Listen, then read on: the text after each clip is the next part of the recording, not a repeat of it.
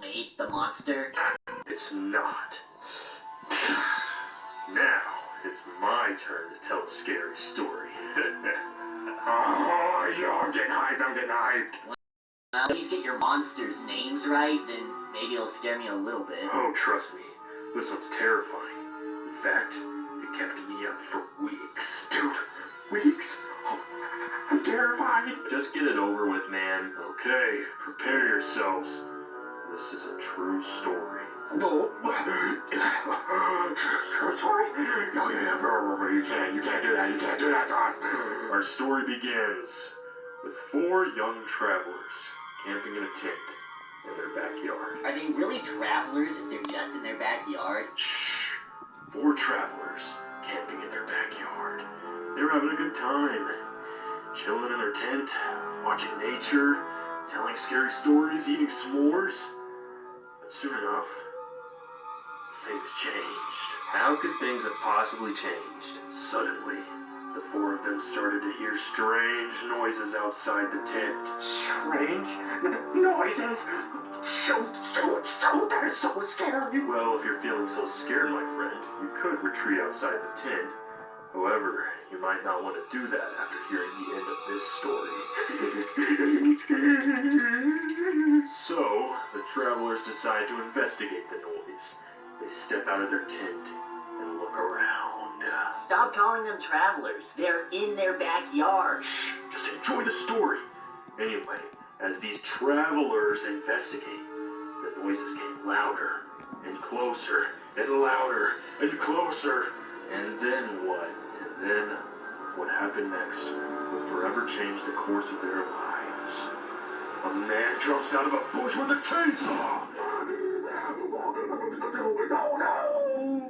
The scary chainsaw man instantly grabs one of them. Boom, dead. Then he grabs another. Boom, dead. But then suddenly, the handsome, strong red guy comes in and grabs the chainsaw from the chainsaw man, cuts him up. I'm starting to get the feeling this is not a true story. Oh my gosh, please, strong red guy, save the day, save the day. Come on, redemption. Well, just hold on. You'll have to see where it goes next. Wait, but red guy saved the day.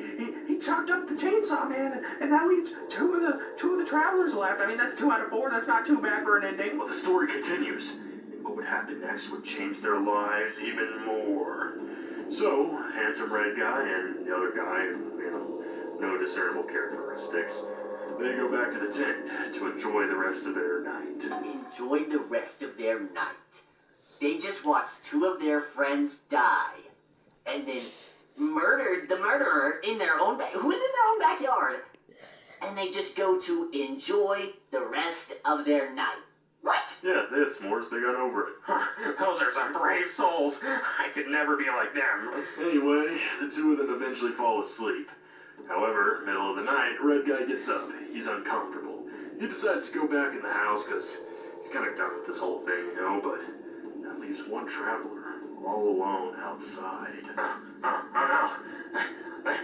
That can't be. That's not good. Oh, please, do tell. How does everything go wrong from here? Well, later in the night, the lone traveler wakes up because he hears a noise.